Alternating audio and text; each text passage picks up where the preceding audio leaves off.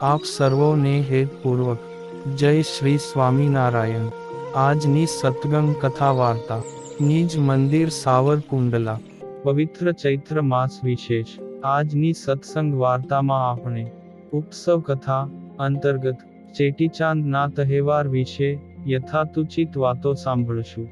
પવિત્ર ચૈત્ર માસના સુદ પક્ષની બીજના દિવસે સિંધી સમાજના આરાધ્ય દેવ ઝૂલેલાલની જયંતી એટલે કે ચેટીચાંદનો તહેવાર મનાવવામાં આવે છે।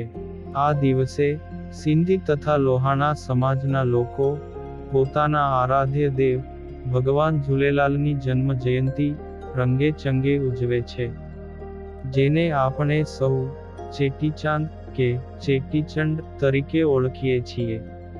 આ દિવસે ચંદ્રદર્શન થાય છે અને તેની સાથે તેમના નૂતન વર્ષનો શુભારંભ થાય છે।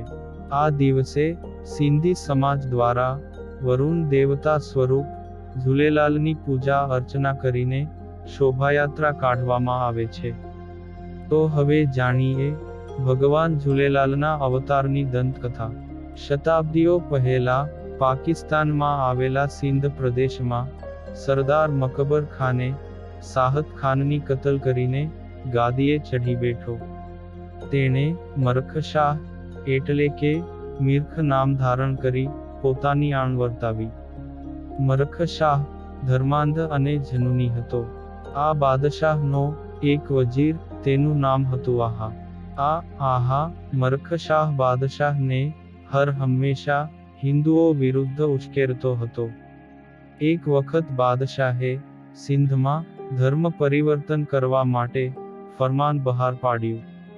આ ફરમાન સાંભળીને સૌ પ્રજા ખળભળી ઉઠી। છેવટે બધાએ નક્કી કર્યું કે સાગર તટે જઈને દરિયાલાલની આરાધના કરવી। હવે તો આપણને વરુણ દેવ જ બચાવશે। પ્રાર્થના ભજન કીર્તનમાં આખો દિવસ વીતી ગયો। આમ ત્રણ દિવસ સુધી ભૂખ્યા તરસ્યા લોકો વરુણ દેવને ભજતા રહ્યા।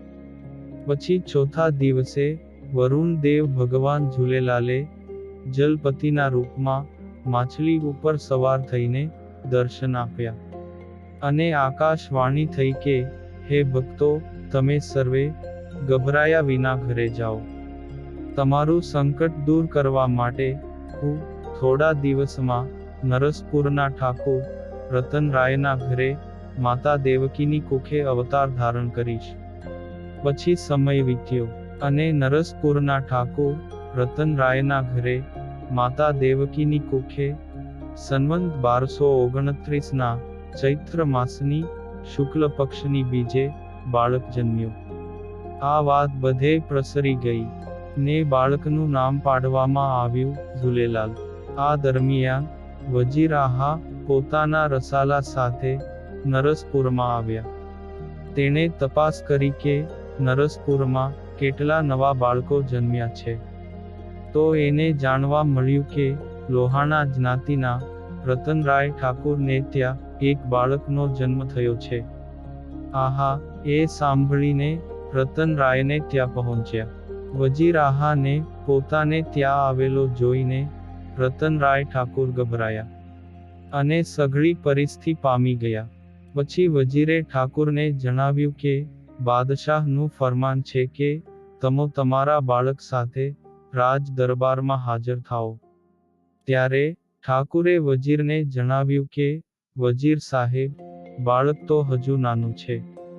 થોડું મોટું થશે ત્યારે અમે રાજ દરબારમાં બાદશાહના દર્શન કરવા માટે સાથે લાવીશું। અત્યારે તમે દરબાર ગઢમાં પાછા જાઓ। આટલું સમજાવીને વજીર આહાને વિદાય કર્યો। ત્યાં તો વજીર આહાની પહેલા એ બાળક બાદશાહ પાસે શાહી મહેલમાં પહોંચી ગયું। મરખશાહે એ બાળકને પકડવા માટે પહેરેગીરોને હુકમ આપ્યો, પરંતુ કેમેય કરીને એ બાળક હાથમાં ન આવતા પહેરેગીરો હેરાન પરેશાન થઈ ગયા। બાળકના રૂપો અને ચમત્કારો જોઈને સૌ કોઈ દંગ થઈ ગયા। ત્યારે બાળકે રાજાને કહ્યું કે હે રાજન, અલ્લાહ તો એક જ છે। એને ઈશ્વર કહો કે ખુદા. અલ્લાહની નિગાહમાં ન કોઈ હિન્દુ છે કે ન કોઈ મુસલમાન. તમે કુરાને શરીફમાં માનો છો. તે કુરાને શરીફમાં પણ સ્પષ્ટ ફરમાવ્યું છે કે સર્વે પદાર્થોમાં ઈશ્વરનો સાક્ષાત્કાર કરો. તે બાળકની આ વાત સાંભળીને બાદશાહની આંખો ઉઘડી ગઈ. પછી બાદશાહે ફરમાન કર્યું કે હિન્દુઓ ભલે તેમનો ધર્મ પાળે, આપણે કોઈના ધર્મની આડે આવવું નહીં. આ બાળક ભગવાન ઝૂલેલાલના નામે જગતમાં પ્રખ્યાત થયો અને તેમણે હિન્દુ સંસ્કૃતિને બચાવી, હિન્દુ ધર્મ બચાવ્યો. ત્યાર પછી સિંધમાંથી ભારતમાં આવેલા જે સિંધી ભાઈ બહેનો છે, તેઓ આ ઝૂલેલાલની જન્મ જયંતિ પરંપરાગત મનાવે છે. આ દિવસે ઝૂલેલાલની પૂજા અર્ચના કરવામાં આવે છે. પૂજામાં વિશેષ નૈવેદ્ય ધરાવવામાં આવે છે. કાંસાની થાળીમાં પૂજાપો, પુષ્પો, 5 ફળો, મિષ્ટાન, મોદક વગેરે રાખીને ભગવાનની પૂજા કરવામાં આવે છે. પછી પાંજરા અને ભજનો ગાઈને ભગવાનની આરાધના કરવામાં આવે છે. પુરુષો કુંજા એટલે કે લાઠી લઈને ઢોલ નગારા ના તાલે અને શરણાઈના સુરે છેજી નૃત્ય કરે છે તથા આરતી ઉતારીને પલ્લવ વિધિ દ્વારા સૌ ભગવાન પાસે સુખાકારીની પ્રાર્થના કરે છે. પછી ચણા, ચોખા અને ભાતની પ્રસાદી આપસમાં વહેંચાય છે. સિંધી સમાજમાં જળને ખૂબ જ મહત્વ આપવામાં આવે છે. તેઓ તેને દરિયાલાલ કે જીવંત દેવ તરીકે પૂજે છે. ચેટી ચાંદની પૂજાના અંતે સૌ ભાવિકો ઉપર જળનો છંટકાવ કરવામાં આવે છે. આમ સમગ્ર ગુજરાતમાં જ નહીં પરંતુ ભારતભરમાં સિંધી ભાઈ બહેનો તથા લોહાણા સમાજ ભગવાન ઝૂલેલાલની જન્મ જયંતિ રંગેચંગે મનાવે છે.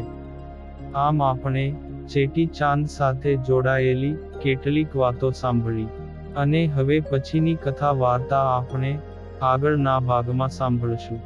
અત્યારે આપ સર્વોને ભાવથી જય શ્રી સ્વામિનારાયણ.